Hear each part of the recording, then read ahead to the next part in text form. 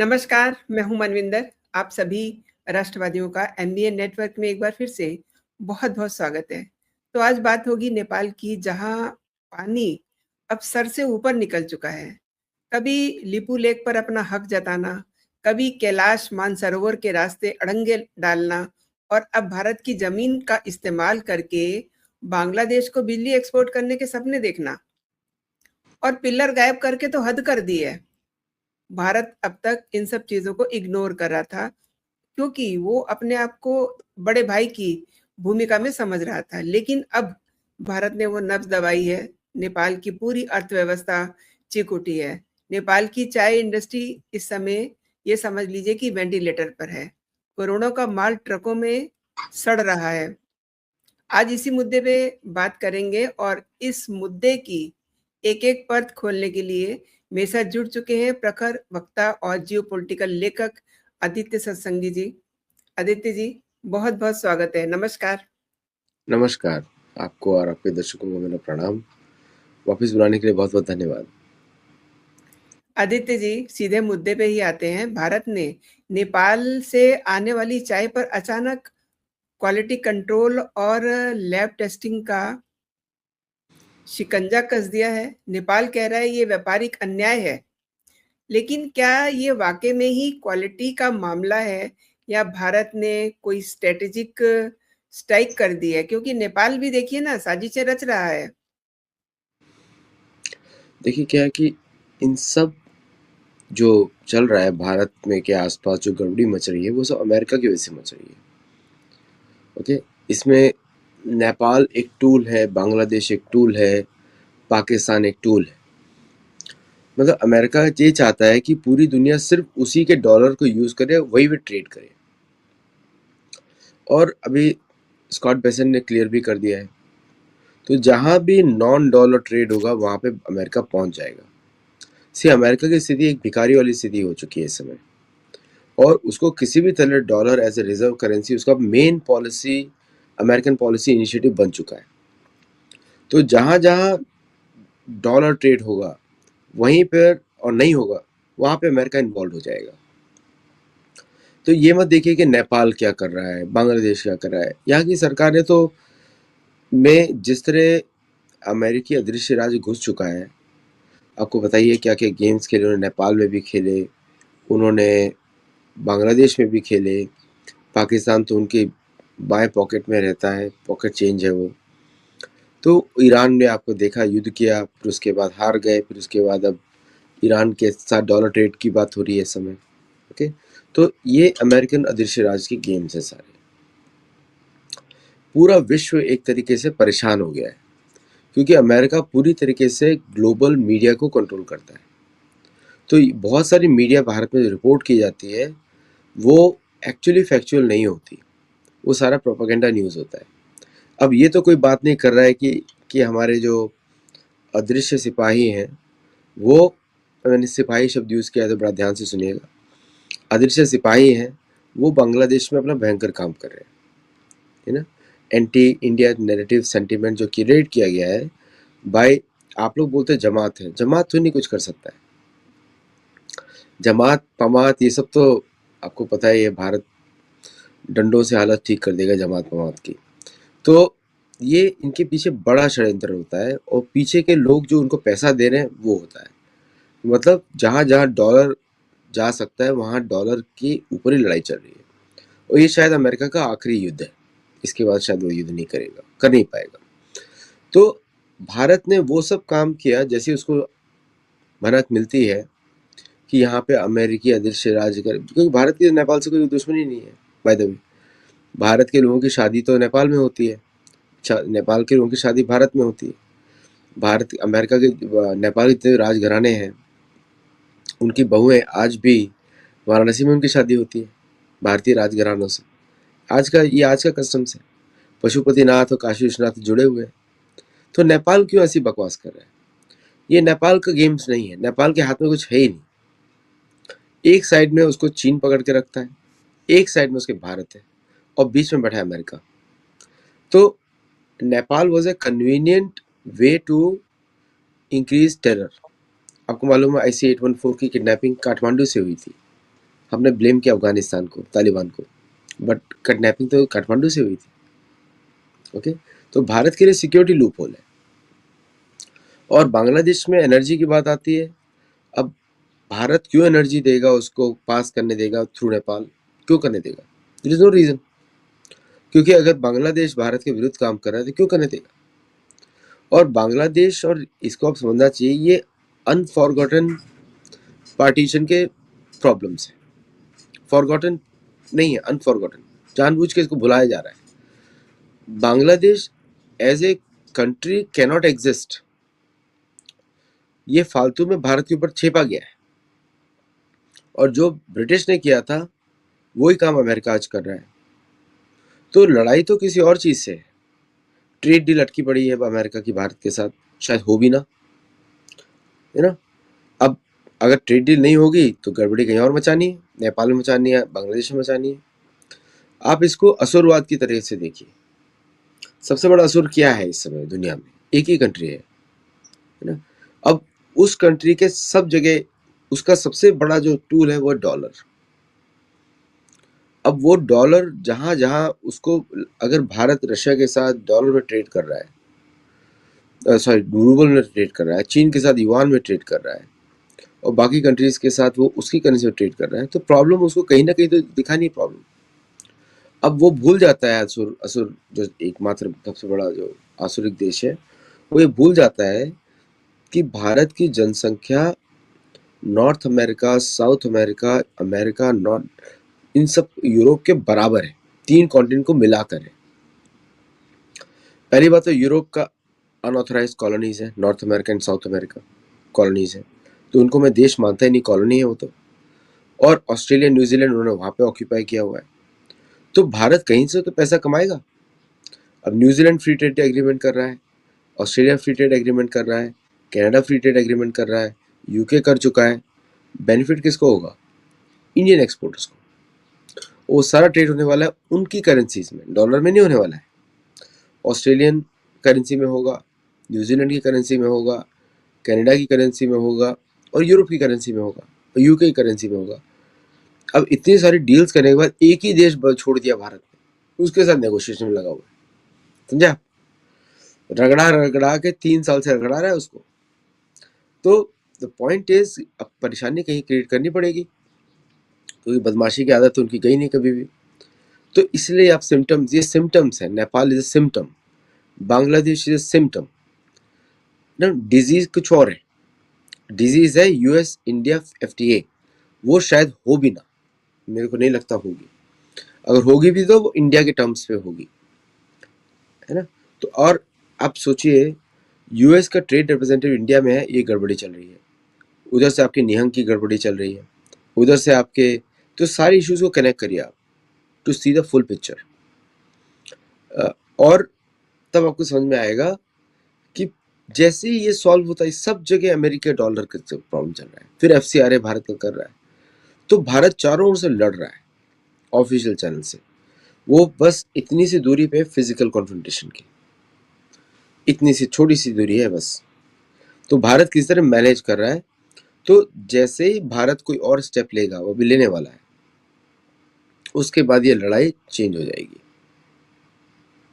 तो चलती आदित्य रहेगी। जी, ये चाय का केवल एक बहाना है? इसके पर्दे के पीछे कुछ और बात हो रही है क्या? बिल्कुल, मैंने आपको बताया, चाय तो एक बहाना है। भारत क्यों रोकेगा नेपाल से? लॉजिकली नहीं बैठता ना। भारत और नेपाल के तो पुराने संबंध है। अभी भारत ने उनकी अपोजिशन को बुला के प्राइम मिनिस्टर को भी सीधा कर दिया, ठीक है। बांग्लादेश में अदृश्य सिपाही अपने जुट गए अपने काम में, वो भी सीधा करता जा रहा है। अब भारत इतनी दूरी पे है, खेल कुछ और है। खेल है US FTA free trade deal, US India, वो खेल है। तो अब भारत का आप देखिए मंगोलिया, फिर आप देखिए पेरू के साथ डील, फिर आप देखिए गयाना के साथ डील, फिर सुरिनाम के साथ डील। ये पूरी एक कनेक्टेड वर्ल्ड है ना आजकल। तो आप वो सब देखे देखिए, जिसको अमेरिका अपना देश मतलब अपना बैकग्राउंड मानता है, वहां पे भारत डील पे डील करते जा रहा है ना। और जिसको अमेरिका अपना बैकयार्ड समझता है, वहाँ पे अमेरिका भारत का डील चल रहा है। डेल्सी रोड्रिगेज थी वेनेजुएला की भारत में, तो भारत वहाँ से तेल खरीदेगा। अमेरिका ने उसको फोर्स कर दिया कि डॉलर में बेचेगा, dollar will become the main currency, है ना। मार्को वो जो उनका निकोलस मदुरो था, वो नहीं चाहता डॉलर, उसको निकाल के अब डॉलर के ट्रेड होगा। तो अमेरिका अपना खुल्लम खुल्ला अपनी प्रायोरिटीज बता रहा है, वो अमेरिका की सबसे बड़ी हार है। क्योंकि डिप्लोमेसी में क्या होता है, आपको होता है कहीं पे निगाहें कहीं पे निशाना, ये होता है गेम, इसको बोलते हैं कूटनीति। लेकिन आदित्य जी, सवाल ये है कि इतनी देर क्यों? नेपाल तो सालों से लिपू लेक और काला पानी को लेकर के नक्शे बदल रहा है। हम रोटी-बेटी के रिश्ते की दुहाई देते रहे और वो हमारी पीठ में छुरा घोंपता रहा। क्या भारत की ये जो I should say soft diplomacy कहीं न कहीं उसका फ़ायदा उठा रहा है, हमारी कमज़ोरी समझ रहा है? क्योंकि पिछली सरकारों को अगर देखें, तो हो सकता है कि उसके दिमाग में वैसे ही कोई नक्शा बना हुआ हो। मोदी जी के 2 लाइन को याद करिए और पिछले 4 साल से बोल रहे हो। भारत का 1000 साल का प्लान, और दूसरा हम रिएक्ट नहीं करते। ओके, ये 2 चीज़ को आप याद रखिए। अब समझिए कि गवर्नमेंट का प्लान क्या है। क्या पता 5-6 साल में पूरा नेपाल भारत में आ जाए। क्या पता 5-6 साल में पाकिस्तान के 4 टुकड़े हो जाए, किसी को समझ में नहीं आए क्या है ना। क्या पता बांग्लादेश के आधा बांग्लादेश भारत ले ले, चिटागंग भी ले ले, और अंगदेश मैं बोलता हूँ वो ले ले, और बांग्लादेश कैसे छोड़ सकते हैं उनको। क्या पता भारत पूरा पानी डाइवर्ट कर दे बांग्लादेश का, है ना। तो अब लॉन्ग टर्म प्लान में देखेंगे तो ये छोटे छोटे मच्छर जो है आते रहेंगे। तो इसलिए अभी आज ही मैंने देखा इंडियन आर्मी ने एक बड़ा सुंदर डिबंकिंग, जो फेक नैरेटिव्स को डिबंक करने के लिए एक ट्विटर हैंडल लॉन्च किया है।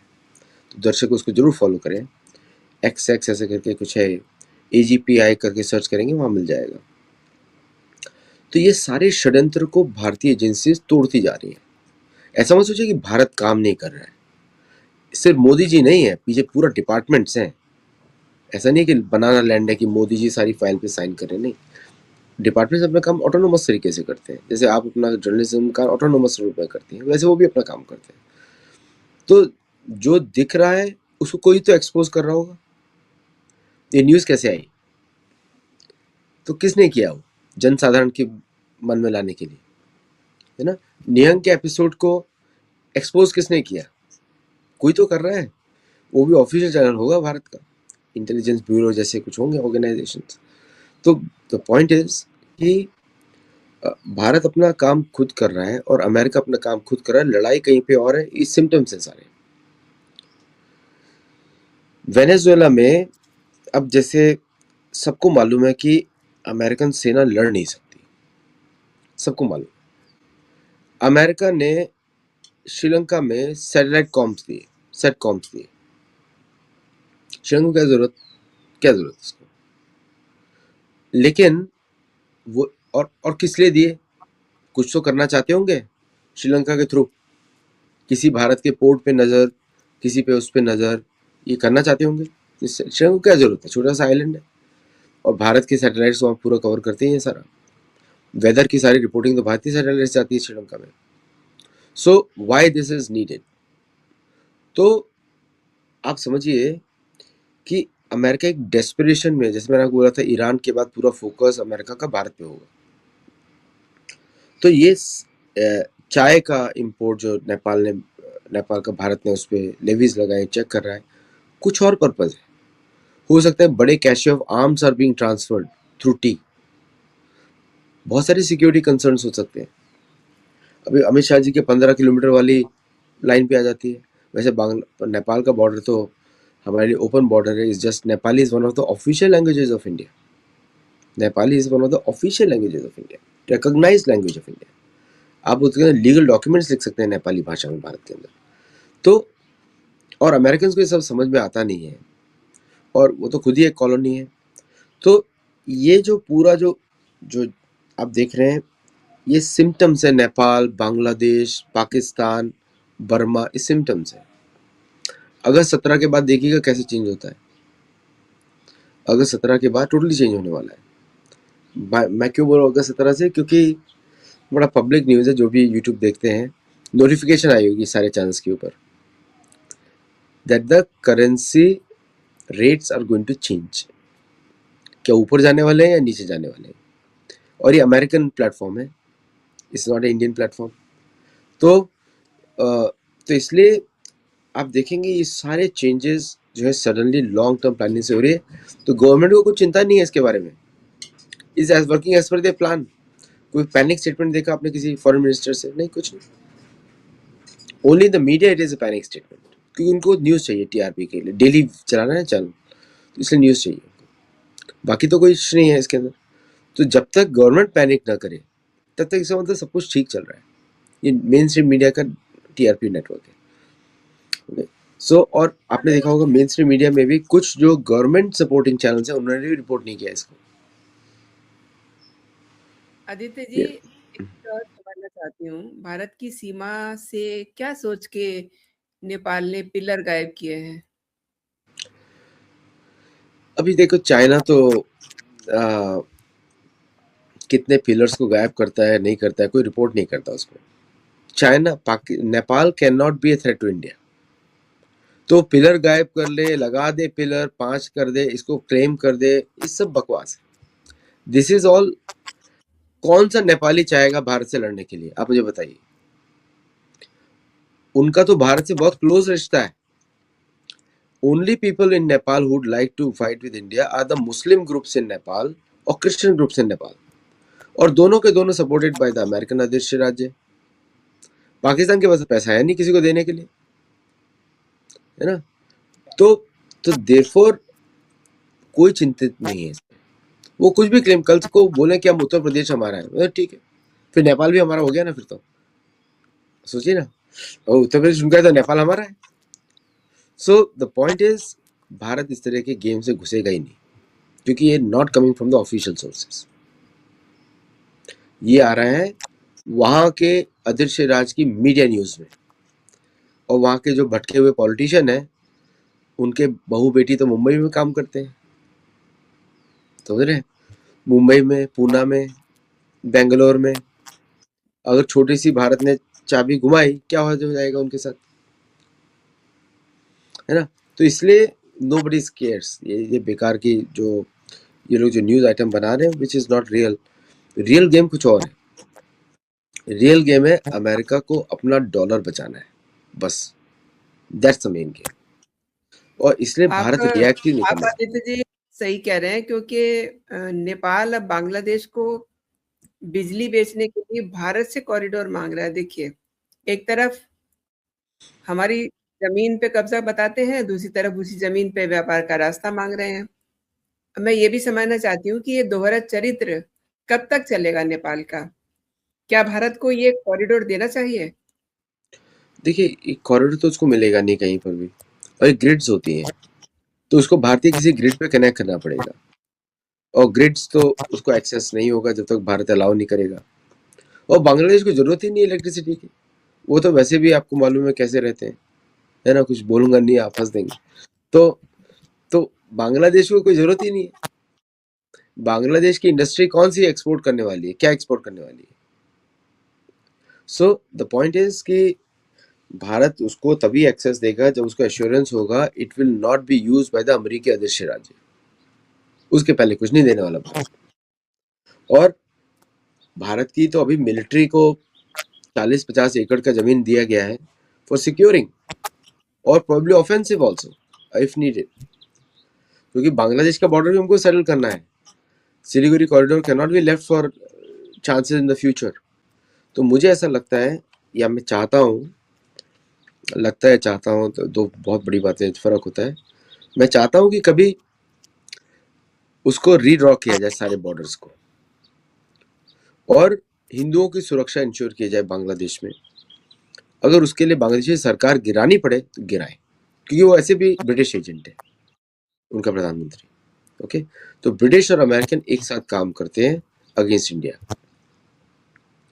ब्रिटिश कोई दोस्त नहीं है भारत में, एंग्लो सैक्सन किसी का दोस्त नहीं होता। एंग्लो सैक्सन सिर्फ अपने मतलब के लिए काम करता है, वो अपने परिवार को भी छोड़ सकता है, उसका कैरेक्टरिस्टिक है, अभी से नहीं है। अगर आपको पूछना हो एंग्लो सैक्सन के बारे में, ask Scottish people, Welsh, Irish, they all hate England. तो इंग्लैंड के 4 टुकड़े ना हो जाए गरीबी में, प्रॉब्लम ये है अभी। तो ऐसा ना हो कि भारत से लड़ते लड़ते 4 टुकड़े उनके हो जाए, अमेरिका के 50 टुकड़े हो जाए, पाकिस्तान के 4 टुकड़े हो जाए और बांग्लादेश के 3, है ना। तो इसलिए ये बड़ा खतरनाक गेम है और ये इतिहास बताता है मोदी जी के साथ जो जो लड़ा है वो टुकड़े हो गया है उसका। तो ये बहुत खतरनाक गेम ये लोग खेल रहे हैं और इसमें भारत इसलिए चिंतित नहीं है कि भारत की सेनाएं इतनी स्ट्रांग है और भारत की जो अदृश्य राज्य है, गुप्तचर सेवा है, वो इतनी स्ट्रांग है कि वो एक्ट देख के वो एक्ट कर रही है। तो इसलिए आप और हम बोल पा रहे हैं ना, न्यूज़ में इसीलिए लाया जाता है तो उसको मैनिपुलेट करने के लिए, लोगों को बताने के लिए कि भाई ये कर रहे हैं लोग। तो उसमें कोई चिंता की बात नहीं है, उसमें I don't think so any worry is there. लेकिन भारत का बड़ा गेम जो चल रहा है वो चल रहा है अमेरिका के साथ और किसी के साथ नहीं।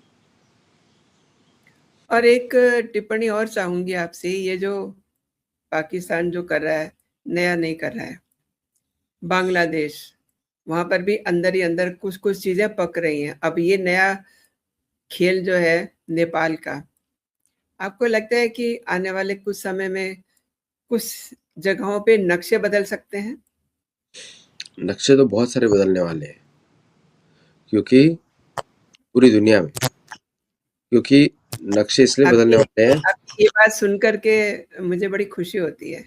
जी, प्लीज कैरी ऑन। पूरी दुनिया में नक्शे बदलने वाले हैं क्योंकि अदृश्य राज टूट गया है। जी जी। अदृश्य राज टूट गया है, तो अभी एक गोल्डन मोमेंट है बिटवीन नाउ और जैसे भगवान बोलते हैं नियोक्षसी, अगर आप नहीं सुनोगे भगवान की बात तो आपके कर्म आपको फोर्स करके कराएंगे। तो चाहे भारतीय सरकार चाहे या न चाहे, उसको फोर्स करना हो के करना ही पड़ेगा, क्योंकि अब एक गोल्डन टाइम है आर्यवर्त को सुरक्षित करने का।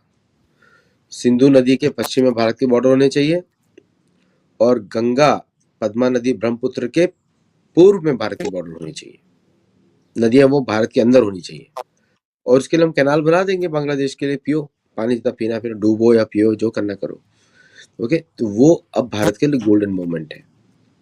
और जो अमेरिका सोच रहा है श्रीलंका में रडार लगाएगा और ये सब करेगा, विदाउट इंडियन अप्रूवल कैसे हुआ होगा, आप सोचिए ना।